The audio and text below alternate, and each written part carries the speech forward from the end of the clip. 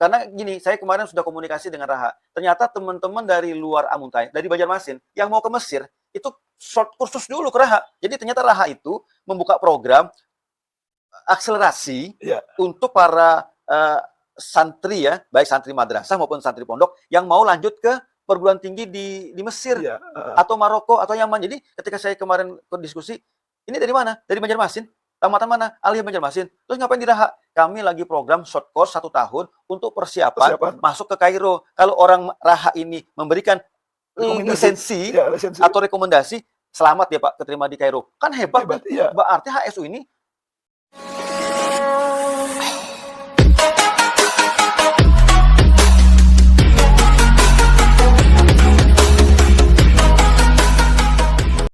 Assalamualaikum warahmatullahi wabarakatuh. Waalaikumsalam warahmatullahi wabarakatuh. Terima kasih. Kembali malam hari ini kita jumpa di podcast saya, Haji Didi Buhari, Haji Odong, dalam rangka momen hari jadi Kabupaten Nusa Utara yang ke-70 tahun. Jadi HSU ini merupakan kabupaten yang tentu sudah agak panjang di masa perjalanannya, sudah 71 tahun. Nah, mungkin kita malam ini kita kedatangan Pak Jumadi, Kepala Dinas Pendidikan, yang baru sekitar 9 bulan menjabat Kepala Dinas Pendidikan. Kita bincang santai saja Pak Jumadi, karena ini kan dalam situasi beberapa hari lagi kan, kalau tidak salah 1 Mei itu merupakan hari jadi kabupaten. Nah, jadi kami ingin sedikit ya bertanya, atau mungkin juga nanti kita saling bertanya dan saling menjawab saja. 9 bulan menjadi Kepala Dinas Pendidikan itu kira-kira apa saja yang menjadi tantangan? Ini mungkin selain kita juga masyarakat mungkin juga ingin tahu itu, karena HSO mungkin banyak catatan lah di HSO ini. Silakan Pak Jumadi.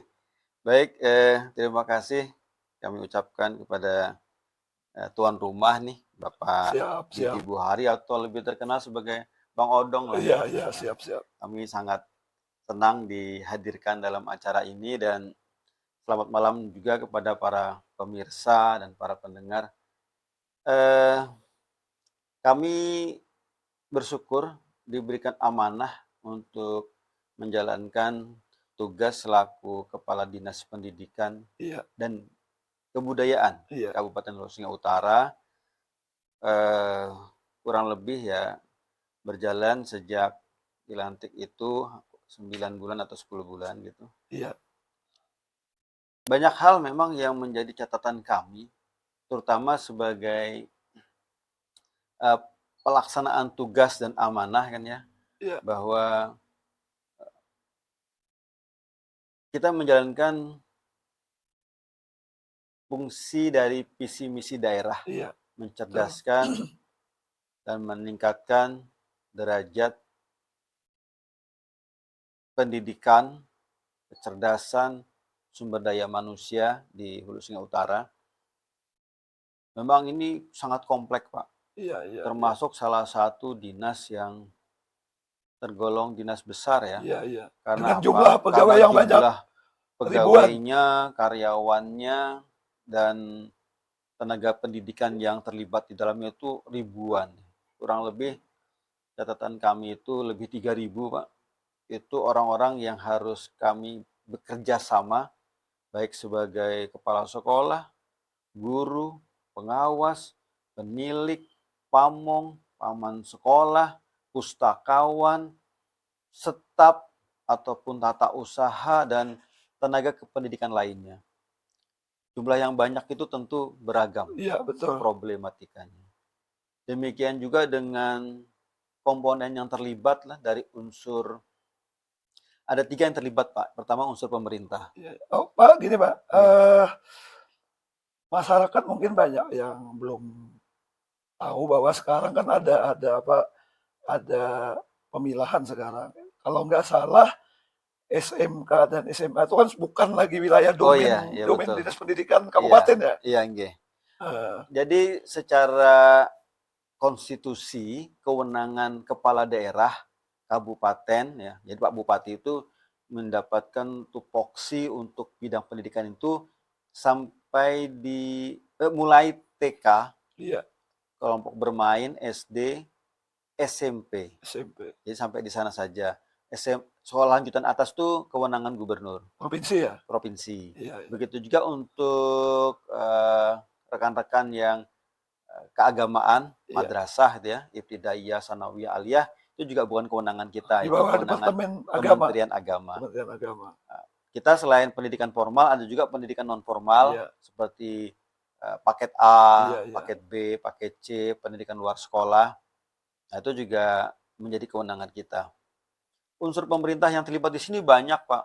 Jadi kami harus berkolaborasi, berkoordinasi, berkonsultasi, dan sinergis dengan pertama pemerintah pusat lah, Kementerian Iya, Pendidikan dan iya, iya. Kebudayaan, apa ya, Kemendikbudristek. Iya. Nah, jadi yang sangat berkaitan dengan kami adalah Dirjen Dikdasmen dan juga Dirjen GTK.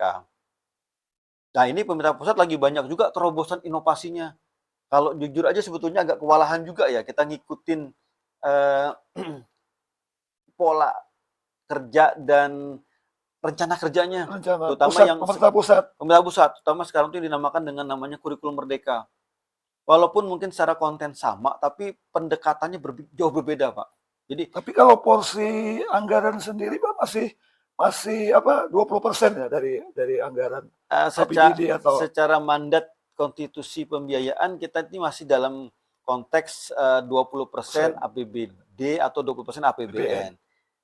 Kalau dikenakan hitungan matematikanya mungkin kena, Pak ya. Iya, Tapi iya. secara apa bahasa orang tuh kontennya mungkin masih jauh, Pak. Iya, iya. Nah, karena 20% itu 20% yang kita miliki itu anggaran dinas pendidikan itu sebetulnya masih termasuk Gaji ya, unsur gaji, tunjangan. tunjangan. Nah, Heeh. padahal kalau kita pilah itu untuk operasionalnya sangat kecil, Pak. Oh, Jadi iya, iya, iya. saat ini kami contohnya untuk pembiayaan itu dengan adanya kebijakan tim anggaran gitu kan, itu seperempat daripada yang sebelumnya, Pak. Oh, Katakan iya, misalnya iya, dulu iya. dulu zaman dulunya katakan itu 40 miliar, 30 miliar. Sekarang kami cuma 10 miliar. Operasional Oh, mengelola SMP, iya, iya, iya. mengelola SD, mengelola TK, dapat pagu anggaran untuk 2024, 2023 10 miliar. 10 miliar saja. Yang APBD murni ya, BD APBD murni, iya, murni. iya. Sehingga itu tidak termasuk sarpras. Itu hanya Oh, sekedar untuk operasionalisasi di tingkat kegiatan non fisik dan juga ibaratnya hanya untuk enrichment. oh, Artinya untuk insentif guru mungkin ataupun untuk pelatihan. Syukurnya bahwa kita dapat subsidi yaitu berupa DAK oh, dari pusat. dari pusat ya kan Hmm, untuk non sarpras dan juga sarpras. iya, iya. Non sarpras misalnya BOS, Iya, iya. BOP, Iya, iya. sertifikasi dan Iya, tunjangan tunjangan. khusus. Terus yang fisiknya alhamdulillah kita dapat untuk sarana prasarana baik membangun maupun rehabilitasi gedung SMP, SD Iya, dan TK. iya, Baik iya. berbentuk tender ataupun PL ataupun swaklola ataupun Karena kan mungkin lazimnya meningkatnya pendidikan, baiknya pendidikan itu kan harus didukung dengan anggaran juga kan Pak iya mungkin. betul betul Pak. Kita Itu. berbicara tentang target capaian kinerja kalau nggak ada anggarannya Iya, ya nggak omong mungkin omong kan? kosong lah Iya, kan gitu ya. Saya harus mencerdaskan generasi muda dengan target misalnya 85% misalnya. iya, Tapi kemampuan keuangan kita cuma 40%, iya, kan nggak mungkin juga kita betul. mengejar seperti itu. Ya memang begitu aja artinya kan abdi negara, abdi masyarakat tanpa pamrih. Ya nggak Iya, gitu-gitu juga kan. iya, Tetap iya, yang namanya unsur kegiatan itu kan 6M ya. iya, Man, method, mesin, material, iya, market. Artinya kan di antaranya itu modal modal berupa pembiayaan. Nah, ini yang alhamdulillah kita juga ada komunikasi dengan rekan di parlemen, di iya. DPRD, dibantu juga oleh mereka Tapi untuk kalau saya lihat Pak, artinya ASN lah khususnya di ya, yang tadi di pendidikan, bidang pendidikan, mm, terkait guru apa ya, segala. Kadang memang apa jadi perbandingan itu daerah lain. Iya betul, Dan betul Pak. daerah lain itu kan kadang Betul Pak. sudah di atas rata-rata kan. Iya betul Pak. Tapi saya jujur bangga dengan teman-teman kita guru atau karyawan di ASW ini. Walaupun dengan keadaan APBD kita yang masih minimalis, tapi juga bekerja tetap semangat. Ya. Makanya saya katakan begini kepada para rekan-rekan dari guru dan sekolah. Mudah-mudahan surganya kita lebih tinggi. Surganya kan apa? Dengan beban yang sama, ya kan? Tapi reward dari katakanlah dari daerah dari pemerintah daerah itu jauh berbeda Pak. Kita dengan tetangga Balangan misalnya kan, jauh beda Pak. Kita dengan teman di Kandangan, misalnya HSS ataupun nggak usah jauh-jauh, misalnya kita dengan teman dari Barabai misalnya lah. Padahal kalau secara APBD kan kurang lebih sama ya. Tapi mungkin mereka memiliki PAD yang besar. Sehingga dengan beban kerja yang kurang lebih volumenya sama, saya juga termasuk terharu juga Pak dengan kinerja para guru dan juga para kepala sekolah yang berdharma bakti di Satuan Pendidikan Kabupaten Nusa Tenggara Utara ini. Mereka pagi, siang, sore dengan segala cuacanya, dengan segala medannya. Apalagi teman-teman di Paminggir Pak lah, wah mereka kasihan betul itu. Kasihan betul. Harus beberapa kali kan. Dan ini kalau untuk bekerja kan bukan hanya membawa diri sendiri ya, itu juga membawa keluarga kan. Betul. Jadi mereka dengan keluarganya tinggal di wilayah tersebut dengan segala penuh pengabdiannya. Sementara mohon maaf Pak, kalau kawan-kawan lain kan misalnya tunjangan daerah terpencil, tunjangan kinerja Pak ya. Nah itu kan kalau itu memang harus disesuaikan dengan kemampuan keuangan masing-masing. Cuma kadang-kadang ya namanya manusia kan kita wajar ya cemburu atau iri lah ya. Malah Jar, kawan di sana Jar guru tulak umroh Jar. Kita boro-boro mau umroh, nabung pun nggak cukup. Nah ini misalnya lah. Jadi sekarang Pak, saya potong. Kita bulan kemarin kan ada melihat itu jurnal atau tulisan bahwa HSO ini 6 kabupaten kabupaten yang kategori miskin, HSO adalah urutan pertama. Nah, ini mungkin bagian dari indikator nggak bahwa nanti ke pendidikan kita. Artinya target pendidikan kita juga akan tidak tercapai dengan daerah kategorikan daerah miskin itu. Apa kira-kira strategi Bapak sebagai kepala dinas nanti mungkin terobosannya mungkin? Jadi kami berdiskusi dengan teman-teman GTK Pak ya, artinya guru dan tenaga pendidikan.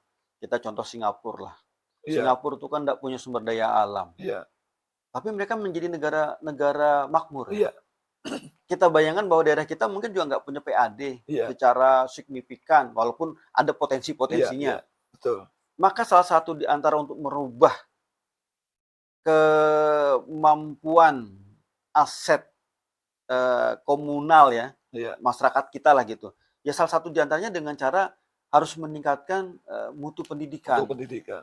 Kemudian meningkatkan kemampuan daripada aplikasi pendidikan itu sendiri. Maka saya mau mohon kepada masyarakat bahwa dengan segala kondisionalnya kita seperti ini, sebetulnya jangan menyerah lah untuk menyekolahkan anaknya. Karena jujur saja kita dari pemerintah, terutama untuk sekolah negeri Pak ya, sekolah negeri itu tetap mengutamakan yang namanya penyelenggaraan pendidikan secara gratis. Walaupun kita masih menggunakan konsep SPM ya, standar pelayanan minimal. Artinya kan minimal mereka itu mendapatkan pengajaran. Nah, strategi kami adalah pertama kesejahteraan guru, Pak. Juga dengan konsep bahwa guru kita upayakan dalam tahap kesejahteraan minimal tercukupi. Betul. Nah, kemudian sarana sekolah, Pak. Sarana sekolah juga kita mungkin pengen seperti orang yang bagus. Tapi karena kita pakai SPM, minimalnya kita ibaratnya ruang belajar, sarana belajar tercukupi. Nah, yang jadi masalah adalah mental, Pak. Bahwa kita berupaya kepada para penyelenggara pendidikan, Pak, baik masyarakat, keluarga, dan juga unsur aparat kami. Ini merupakan himbauan ya, Pak ya? Iya, jadi kita ini bahasa orang tuh wajah sampai kaputing lah. Artinya kita tuh kalau zaman bahari istilahnya tugul ya, cangkal, hemat, cermat, bersahaja. Orang mungkin pakai kendaraan, kita kalau memang bisa aja jalan kaki sampai sekolah, jangan menyerah gitu kan. Dan insya Allah kalau kita melaksanakan pendidikan itu secara komprehensif kalau Iya. bahasa zaman wahini, kalau bahasa kita tuh apa ya, secara terpadu lah Iya, ya, secara terpadu. Insya Allah Pak, bahwa pendidikan ini adalah jembatan untuk menuju suksesnya pembangunan. Apakah mungkin sejarah sudah membuktikan bahwa bangsa atau masyarakat yang mengutamakan pendidikan itu insya Allah tercapai Pak Atau cita-citanya. mungkin nggak Pak kita di HISO ini seumpamanya kita membuat sistem pendidikan yang modern seumpamanya satu kawasan seumpamanya. Artinya kita rujuk aja satu SMP atau 2 SMP, beberapa SD. Artinya yang kualifikasinya itu ditingkatkan. Artinya bukan lagi kurikulum umum. Kurikulumnya juga bisa ditingkatkan seumpamanya di situ ada beberapa bahasa diajarkan. Kemudian ada keterampilan. Nah, artinya kita bisa dari kecamatan yang berbakat, yang kelihatan dari mungkin SD kelas 1, kelas 2, seterusnya itu berbakat untuk bisa dimasukkan pada wilayah area pendidikan yang modern itu. Nah, artinya kita melahirkan beberapa murid atau nanti yang berkualitas betul-betul. Dan setelah itu tidak putus Pak. Harapan mungkin ada pesan juga tadi dari teman-teman. Hasil kita ngobrol di luar. Harapannya sampai SMP, SMA itu nanti dibiayai oleh pemerintah. Ada subsidi atau beasiswa lah seperti itu. Jadi ada yang istilahnya itu bakatnya ke teknik. Betul, yang Pak. Ke eksak lain. Paham, nah, jadi gini. Mungkin lah bisa lah itu Pak diwujudkan. Inilah yang lagi dijual oleh Pak Mas Menteri Pendidikan Pak Nadiem Makarim, yaitu pertama namanya kurikulum merdeka, guru penggerak, sekolah penggerak.